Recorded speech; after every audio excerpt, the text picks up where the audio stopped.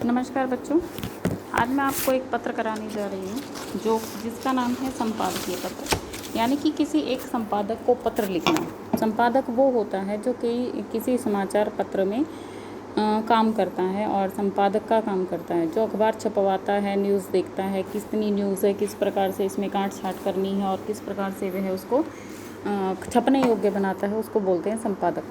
ठीक बेटा, तो ये जो वीडियो है आज इसमें हम एक संपादकीय पत्र लिखेंगे। इस संपादकीय पत्र में जो हमारा विषय है वो ये रहेगा कि महंगाई की समस्या पर चिंता प्रकट करते हुए किसी दैनिक समाचार पत्र के संपादक को पत्र लिखिए। और आपका जो ये पता इसमें मेंशन किया हुआ है कि आप यही पता लिखोगे, तो इसलिए यहाँ पर बता दिया हुआ है कि आप जो है 2916 निरंकारी कॉलोनी निवासी मनीराम है। आपका नाम भी यहाँ पर मेंशन है, ठीक है, कि आप मनीराम हैं।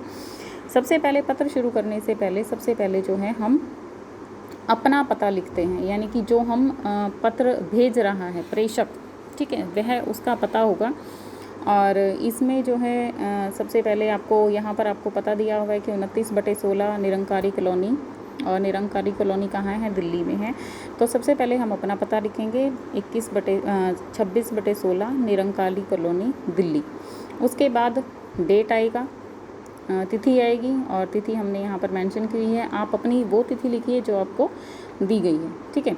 उसके बाद संपादक को पत्र लिख रहे हैं, तो यहाँ पर हम किसको लिखेंगे? संपादक महोदय। फिर आएगा अखबार का नाम, राष्ट्रीय सहारा अखबार, ठीक है, राष्ट्रीय सहारा अखबार। उसके बाद ये अखबार छपता कहाँ है, वहाँ ये चीज़ मेंशन करनी होगी कि छपता कहाँ है। हमें जो है पता होना चाहिए कि कौन सा अखबार कहाँ छप रहा है। जैसे दैनिक भास्कर है, वो रोहतक, पानीपत, करनाल, दिल्ली, इन जगह छपता है। और दैनिक जागरण भी रोहतक, दिल्ली, कई जगह छपता है। और दैनिक ट्रिब्यून एक ऐसा अखबार है जो चंडीगढ़ में छपता है, उसका कोई संस्करण नहीं है।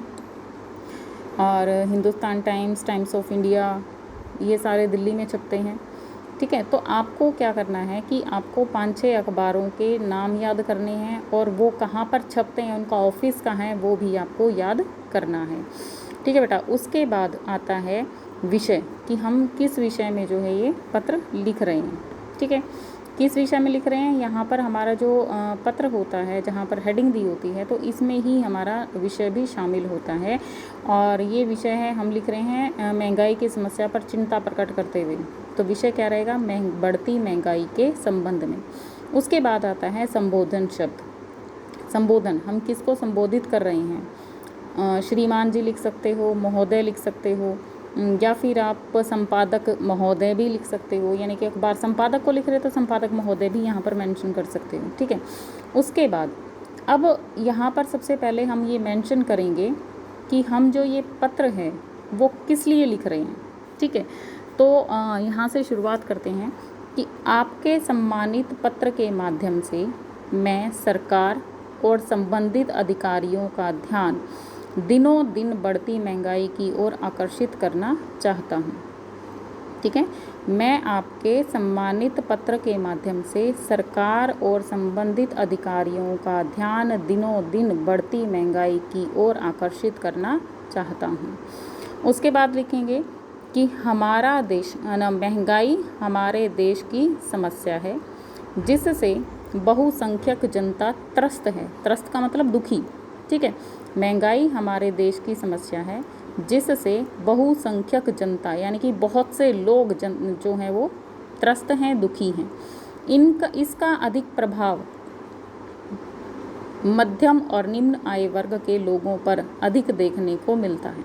यानी महंगाई का जो प्रभाव है वो किस पर होता है? मध्यम, मिडिल क्लास व्यक्ति और फिर निम्न व्यक्तियों के ऊपर जो है ज़्यादा असर इसका देखने को मिलता है।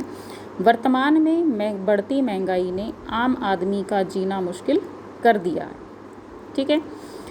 लोगों को अपनी मूलभूत आवश्यकताओं को पूरा करने के लाले पड़ गए हैं, यानी कि परेशान हो गए हैं। अपनी मूलभूत आवश्यकताएं कौन सी? रोटी, कपड़ा और मकान, ठीक है।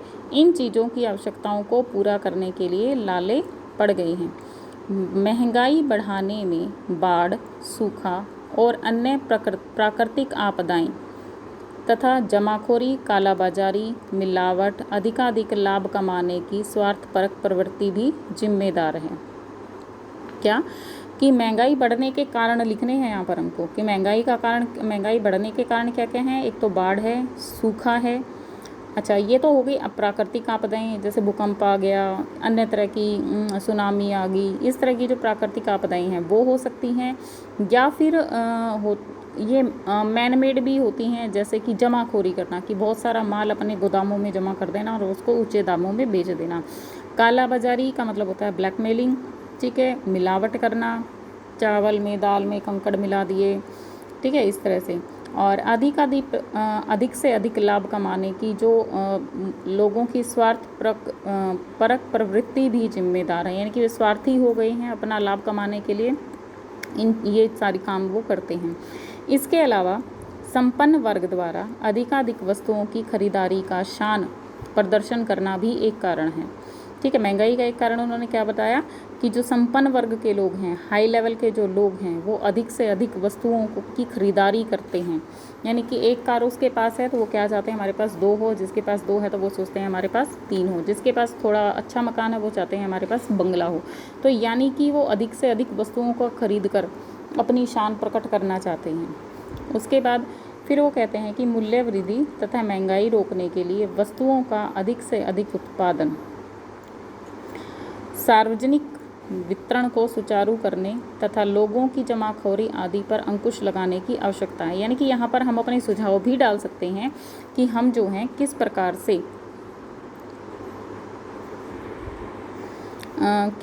से जो है हम इसको कर सकते हैं, ठीक है। यहाँ पर हम मेंशन कर सकते हैं कि हम जो हैं इस का सुझाव भी डाल सकते हैं कि इसको किस प्रकार से हम इसमें अपने विचार प्रकट कर सकते हैं कि किस प्रकार से हम महंगाई को कम कर सकते हैं, उसका किस चीज़ का हम अधिकाधिक उत्पादन करें कि उसकी महंगाई जो है वो थोड़ी कम हो जाए। और इसका सार्वजनिक वितरण, यानी कि लोगों को बड़े